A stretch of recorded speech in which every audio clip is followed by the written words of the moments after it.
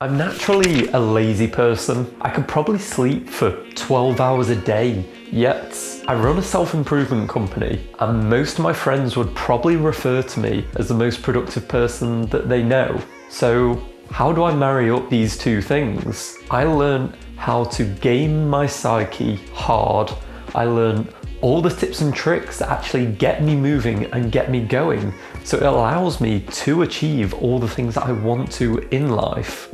99% of the time, you know what you need to do. The failure, it lies in the inaction. So if you want to stop hating yourself for failing to do all the things that you know you should and becoming the person you want to be, adopt these 5 weapons against procrastination and stay till the end, and I'll reveal to you the most valuable piece of information that I've got for if you're avoiding doing an activity. The first weapon, and that is the 5-second rule. And the simple gist is, if you're able to count down from 5, 4, after that point, you feel naturally a gravitation to actually perform the task. I picked it up on the podcast, A Diary of a CEO.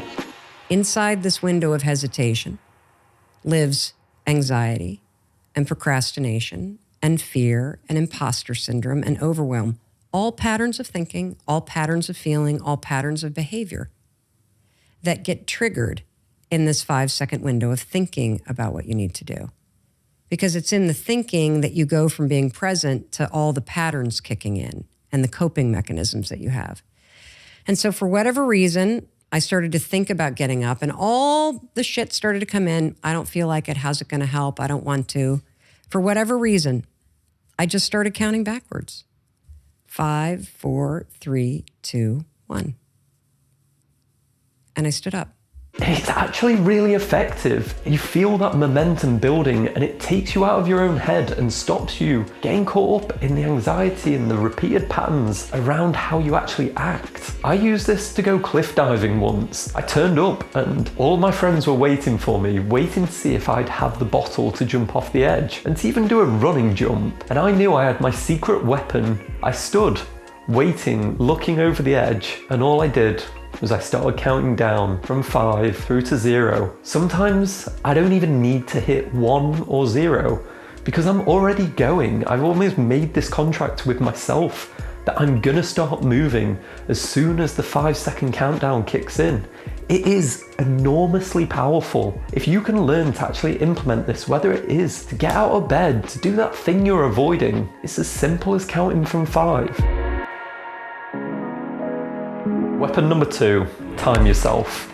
And a shout out to my sister on this one because she was playing mind games with me from when we were kids. We would both be sat there downstairs and she would have forgotten something in her room and she would be asking me to go get it because she basically couldn't be bothered. Obviously I said no, like why am I gonna go get that for her? But then she'd use the golden trick. She'd tell me, I'll time you. And something happened in my head, like a switch turned on of that excitement of, oh, interesting. This has changed the game. This has added a bit of competition even with myself and it's put a parameter around it. And funnily enough, every single time I went to get the hairbrush, the phone, whatever nonsense that she'd sent me to get, and she just lived in my head and managed to get away with doing that for so many years. But I'm glad she did because then I realized when I was older, I could do it to myself. To prove a point, I actually timed myself when I was trying to do the initial outline for the script to this video. So check that out because it even worked then. I was sat about in my room, kind of procrastinating and not really doing too much.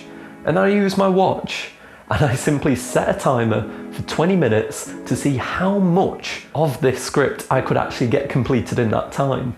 And fair enough, I didn't do all of it, but I did a lot of it. I was really impressed with that because a task expands to fill the time you've allocated to it. And the thing is, we don't time anything. We don't allocate a specified amount to any task that we really do. So who cares if something overruns? It just doesn't matter. Make it matter, time it, and you'll be amazed at how much your body just kicks into gear of taking the task more seriously and stopping you procrastinating.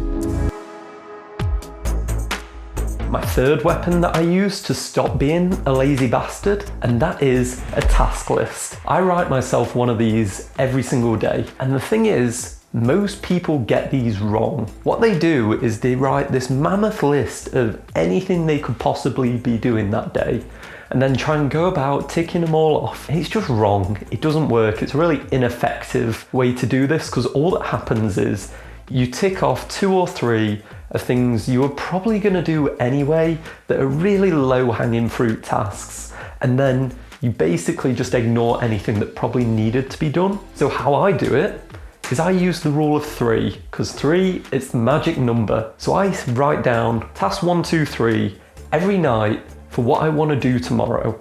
And I pick things that I deliberately know my lazy self is probably not going to do unless I put them on there. They're the sort of things that I can talk myself out of. So I will put them on there and set that contract going of who I want to be tomorrow. So when I wake up tomorrow, it's harder to disappoint that person, because you're not just disappointing the thing that you wrote down 5 minutes ago. That was like yesterday you, and he had faith in you actually being someone who could do his task today. So I don't really want to let him down. And now my tasks are visible and they're clear, because as soon as you put more than 3 on that list, it kind of gets foggy. You can sort of avoid the ones you don't want to do. But when there's 3, it's super simple, it's visible, and it just shouts at me what I need to do. Having this structure has made me so much more effective. I challenge you to do it too. Weapon number 4, accountability. This one is key. This one has saved me so many times from just being my naturally lethargic and lazy self. If you make a plan and have an idea to do something, you only actually have a 10% chance of that happening. But if you make a plan and assign a specific accountability partner, that rockets up to 90%. 90% chance you'll actually do it. Like, can you imagine that? How much would you give for that number of everything that you wanted to do? 90% of it happens. And the thing is, I've used this time and time again with the things I know I'm laziest with, and that is probably the gym. Like, I'm in alright shape, but I've never done any of it on my own, because I don't actually like going to the gym on my own all that much. I tend to turn up and I tend to half-arse it. I will sit on the machine and I'll do some reps. My head's not really in it. I'll get a bit distracted. But if I say that I'm gonna go with someone else, then I'm just in a completely different mindset. My competitive brain turns on and like, I'm in it. I'd love to say that I'm not competing, but I definitely am. So anytime that I think I need to step it up with my exercise, I create a lifestyle around me that allows me to actually do what I want to do. And that means having the accountability to turn up at the gym and have someone there waiting for me, because that's my weak spot. I can easily convince myself out of that. I love running. I can do that on my own. I don't need accountability. But for the gym, I definitely do. So you just need to find people that are willing to go on that journey with you. And ideally you've got friends for that. But if you don't, there are plenty of coaches, people like me, that offer this service. To have someone that's in your corner fighting for that person that you want to be, that's going to be there to check you every time you want to achieve something and you're falling short. I operate as this for countless guys at this point, because we're social animals. We like to remain consistent, and there's something internal in us that will force you to try and do the things you set out to do as soon as you bring on that extra bit of accountability. Your final weapon, align the task to a higher order goal. That will be different from person to person, but there are a bunch of things that I used to procrastinate, but now I try and visualize them as part of something greater. Jordan Peterson has an awesome line on this about 2 bricklayers can be building up a wall, and one of them just doesn't really care. He's putting his brick on one after another. He feels pretty meaningless. Whilst the other bricklayer, he can see the full picture and he's building a cathedral. He knows he's contributing to something more than just that single brick. And that's what you need to do. You need to see some of these tasks that you're avoiding as contributing to something more. One of the things that I used to procrastinate so much was going to bed early and starting to go to sleep at an appropriate time. And I struggled with this for so many years that I just didn't care, to be quite honest. I thought I was really good as a night owl and I wore that as a badge of honour. But as soon as I started tracking it and realised just how much it was impacting me the day after and the day after that, I realised I needed to stop being lazy and just actually get to bed on time. And that was all in service of growing the thing that matters most to me. That's honest improvement. Another example of this is my parents. They've struggled with their weight for years, but now they've got a granddaughter and it seems more than ever they're eager to go out and actually go to the gym and go swimming, and it's amazing to see. And I think it's just because they can now see doing these little activities as part of the goal of being around longer to spend more time with her. So think about the activities you're avoiding and see, can they fit into a larger, higher order goal that is more important to you? Okay, you've waited to the end. You want to hear what that best piece of advice is. So you've tried all 5 tips and it's still not working. Your subconscious knows you better than you know yourself. And if every time you go to try and do this task, it feels like you're having to drag yourself through thick mud and everything in your body is screaming, I don't want to do this, then don't. That is a sign that you need to take a step back and really look at this activity, that there is something wrong here. Either you really need to go away and come back with a completely new strategy, or you need to evaluate if you should be doing that at all, because maybe some part of you knows you shouldn't be doing it. An example for me was I used to write these really elaborate post-session emails for every call that I had with a client, and the issue was I found myself more and more reluctant to have to drag myself to the desk and write through them. And I think that's because I know that not everyone was reading them all the way through, and I was putting in a bunch of effort and it was actually paying off only a very small amount. So in that instance, rather than be, I'm just going to grit my teeth, you've got to do this, push through.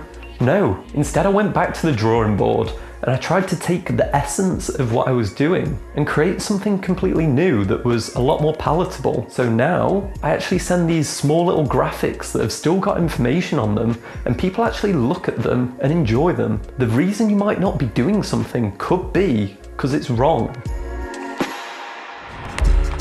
They are your 5 best weapons against procrastination, and this is coming from a self-proclaimed lazy motherfucker. I would not be anywhere near where I am right now if I hadn't learned to understand myself and learn what makes me tick. Because if I implement these, I turn out to be pretty unstoppable. So if you want to have that feeling, you don't want to be looking in the mirror every morning feeling like that person, he's letting me down. I'm not able to be the person that I want to be. These tasks, they're falling through the cracks. And it's not because you're busy, it's because you're sat there, maybe hiding away on your phone, or maybe just staring into the abyss. If you try these, they could change your life, and you could go from being the person that doesn't want to do anything to the person that could achieve everything.